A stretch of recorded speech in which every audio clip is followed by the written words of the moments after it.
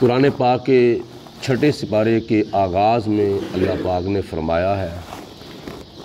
کہ لا يحب اللہ الجہر بالسوء من القول، اللہ تعالیٰ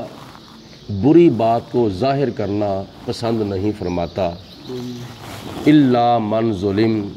سوائے مظلوم کی بات کے۔ مظلوم کو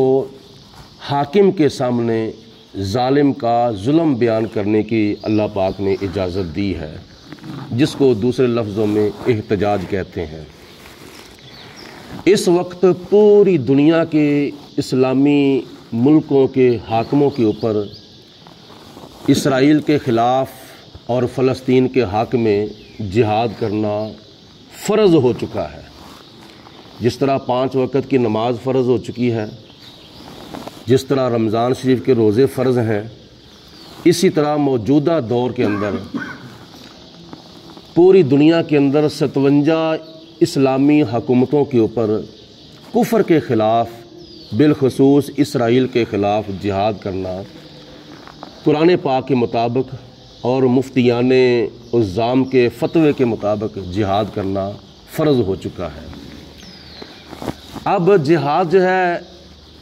ہمارے لیے تو 2 قسم کا ہے۔ ایک جہاد یہ ہے کہ جو لوگ وہاں تک جا سکتے ہیں، یعنی حکمران اور حکمران کی فورسز، ان کی فوجیں اور ان کے رضاکار وہاں تک جا سکتے ہیں، ان کے اوپر جہاد کرنا فرض ہے،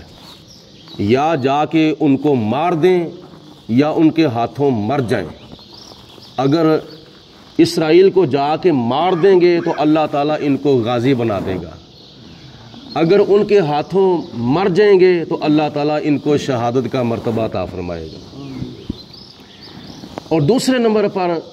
جو جہاد ہے وہ احتجاج کی شکل کے اندر ہمارے اوپر فرض ہے۔ جو لوگ وہاں نہیں جا سکتے، جو بے بس ہیں، جو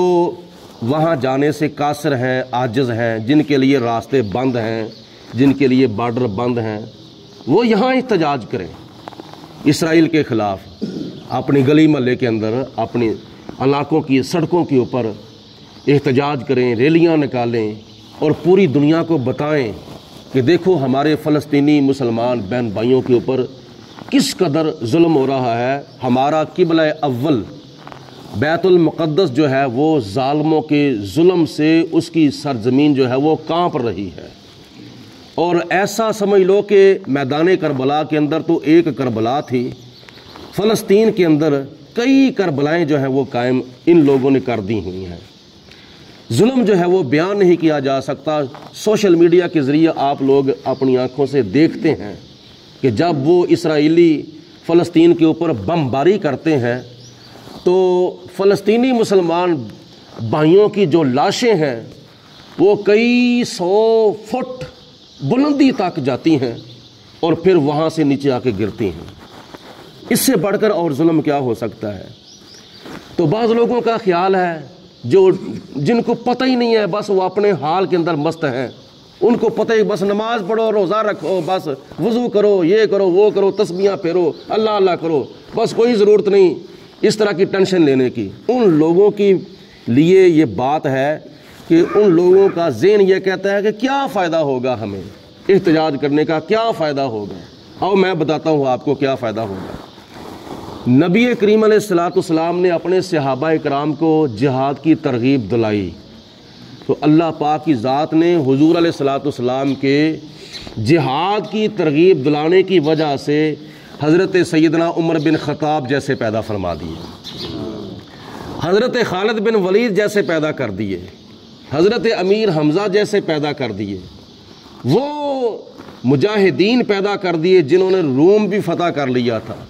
جنہوں نے فلسطین بھی فتح کر لیا تھا، جنہوں نے شام بھی فتح کر لیا تھا، جنہوں نے لبنان بھی فتح کر لیا تھا، جنہوں نے مصر بھی فتح کر لیا تھا، آذربائیجان بھی فتح کر لیا تھا، کیسر و کسرا کی عمارتیں اور ان کی حکومتیں جنہوں نے فتح کر لی تھیں، وہ صحابہ کرام نبی پاک علیہ السلام کے ترغیب دلانے کی وجہ سے پیدا ہوئے تھے۔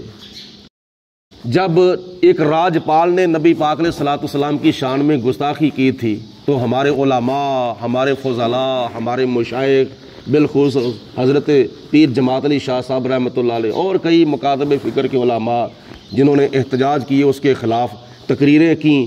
اللہ پاک کی ذات نے غازی علم الدین شہید جیسے پیدا فرما دیے تھے۔ سلمان تاثیر جو مر گیا ہے، کھپ گیا ہے، واصل جہنم ہو چکا ہے، جو نبی پاک علیہ الصلوۃ والسلام کے تحفظ ناموس رسالت کے قانون کو کالا قانون کہتا تھا، اس نے جب یہ جسارت کی تو علماء نے تقریریں کی تو خدا کی ذات بابرکات نے غازی ممتاز قادری شہید جیسے پیدا فرما دیے۔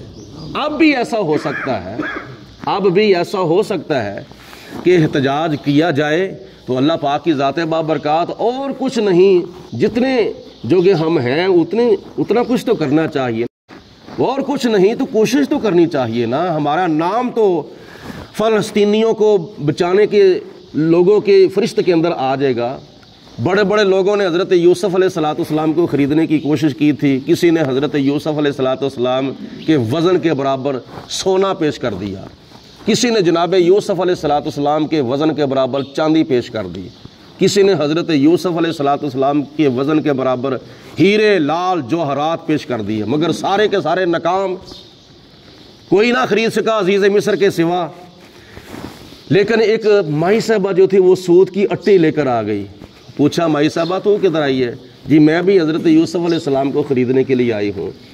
تو لوگوں نے کہا یہاں تو بڑے بڑے جگیردار، بڑے بڑے دولت مند جو ہیں وہ ہمت ہار چکے ہیں، تو کیا کر سکی؟ اس نے کہا پتہ مجھے بھی ہے کہ میں یوسف علیہ الصلوۃ والسلام کو سود کی اٹی سے خرید نہیں سکتی، لیکن میں آئی اس لیے ہوں قیامت کے دن میرا نام بھی حضرت یوسف علیہ السلام کے خریداروں میں آ جائے گا۔